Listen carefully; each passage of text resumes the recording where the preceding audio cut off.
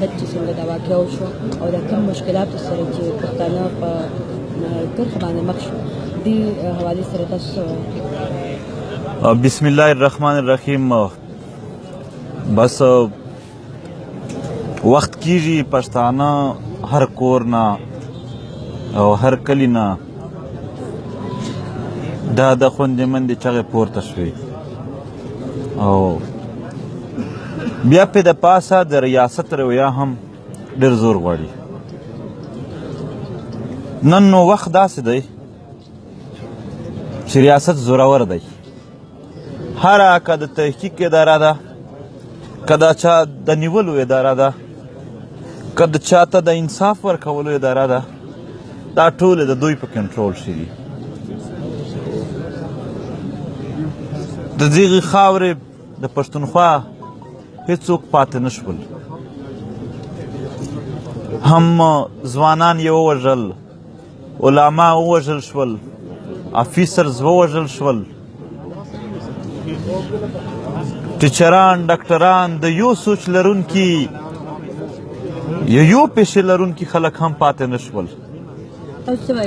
طاهر داوړ چا په خودکشه نه دی وژلی، نه چا په ټارګېټ کینګ شوی. د کور نه وړی دی د اسلام آباد نه. ریاست ته ووایي په اسلام آباد چې د چا ریټ دی. مونږ چې لیدلی دی د ریاست ریټ دی. دلته د ریاست ریټ دی. که چېرته داسې څوک اغوا کېدی شي، دا ټول وزیران، دا ټول جرنیلان، دا ټول کرنیلان دا په اسلام آباد چې اوسېږي، دا خو چا نه کړل اغوا. هر هغه سړی چې په دې خاوره د پښتنو خبره کي هم هغه ورکېږي. هغې دپاره نه اسلام آباد محفوظ دی، نه پېښور محفوظ دی، نه وزیرستان محفوظ دی. معیار یا پیمانه دلته دا نه ده چې ریاستي ریټ چېرته شته چېرته نشته. معیار یا پیمانه د پښتنو آواز دی. هم که په پښتنو د زړه بد شو، دا په د ریاست شیندنه یو داسې ګناه دی چې هغه څوک معاف کوي نه. دا د یوه ورځې کیسه هم نه ده. دا مختلف واقعیات په مختلف شکلونو کښې تیر شوي دي. اوس د پښتنو مخ ته خبره ده، د دغې کال په جنوري کښې د نقیب واقعه وشوله. یاره دا ټول دنیا یې ګواه ده چې چا کړې وه، هغه یې نن خلاص کړو. ولې چې چا انصاف ورکولو اداره ده او چې کوم دلته د چا د نیولو اداره ده، هغه د دوی په لاس شوه. دوی نه غوښتل چې داسې وشي. بیا موږ څه توقع ولرو؟ نن دا ټول پښتون کام دا وایي چې زمونږ دغې ایس پي زمونږ خدمت کوو، زمونږ په بد یې زړه بد ده، زمونږ په ښه یې زړه ښه کېدو. دا ولس ته داسې لګېږي چې تیر مرګونه چې چا هم داسې زړه لرلی دی د پښتنو سره، هغې شوي دي. دوی دی هم هغه شان شماروي. بیا نن دا ځکه د خبرو په موډ شه هم زه دومره نه وم چې د دوی ورونه هلته ژاړي او چغې وهي چې ما د خپل ورور دا میت ته ورنږدې کا. هغه یا میت ته نه ورپرېښول. امبولینس نه د ده ورور کوز کو. او بیا یې دوی هلیکاپټر ته، دغې هلیکاپټر چې د ده د ورور ځای نه کېده، د ده د زوی ځای نه کېده، د ده زوی په پیدل باندې راځي هلته. دا ته عزت ورکوي؟ د شو منټ دپاره خو د هر شی وکړل، خو اوریجنل قدر عزت چې واته دې ورکړه. یا ته د طاهر داوړ واقعه ډېره ښکاره ده، په دی باندې هېڅوک نه دي اټس کنفیوز. خو راشه په واقعه نه بعد دې څه وکړل. 26 تاریخ ته طاهر داوړ ورکېږي. 28 تاریخ ته د وزیر اعظم ترجمان VOA اردو ته وایي چې دا خلک یو ماحول جوړوي د کنفیوژن والا. دا یې ورک شوی نه دی، دی په خپل کور ښه دی. او بیا ډېر وخاندي. تاسو هغه اډیو واروئ، دا یې ډېر وخاندي چې زه د چارساده یم نه یم خبر او خلک په امریکا کښې خبر شول.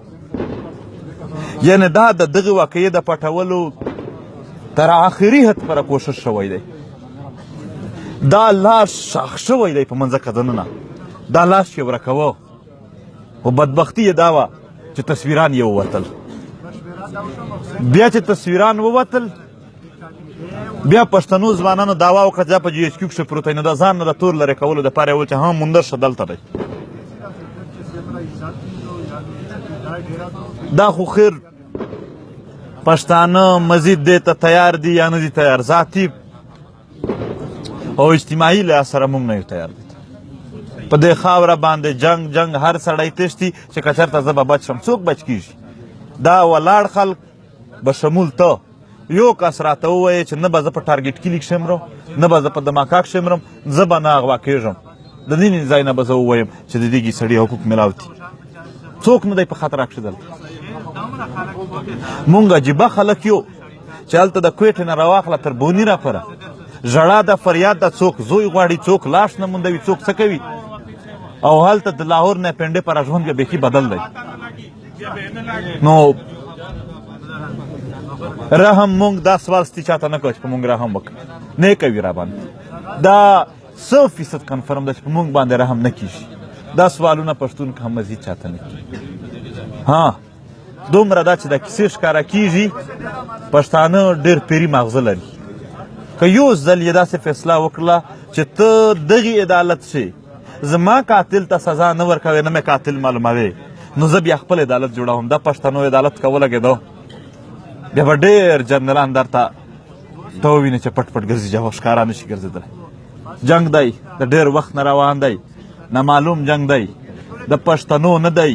پښتانه کښې دننه که نامعلوم افراد وایي دا لفظ ته په پښتو کښې لفظ نشته تر اوسه پورې. ټارګېټ کیلینګ دپاره په پښتو کښې لفظ نشته تر اوسه پورې. نو معلومه شوه چې دا زموږ د کلتور خبرې نه دي، بل ځای نه راباندې راتپلې شوي دي. جنګ چې بس شي بیا به هېڅ نه وي. د دې جنګ بس کولو دپاره زموږ د ژوند د آخري ساعت لپاره به کوښښونه وي. او دا نن د طاهر داوړ واقعه د معاف کولو نه ده، د یو پښتون هم د معاف کولو نه ده، خو د نن رویه هم په زړونو ډېر داغونه جوړ کړي دي. کیدای شي هغه بیا ستا په مکاري او په خوږې خبرې نه شي راغلی. انصاف به غواړي ده. مننه.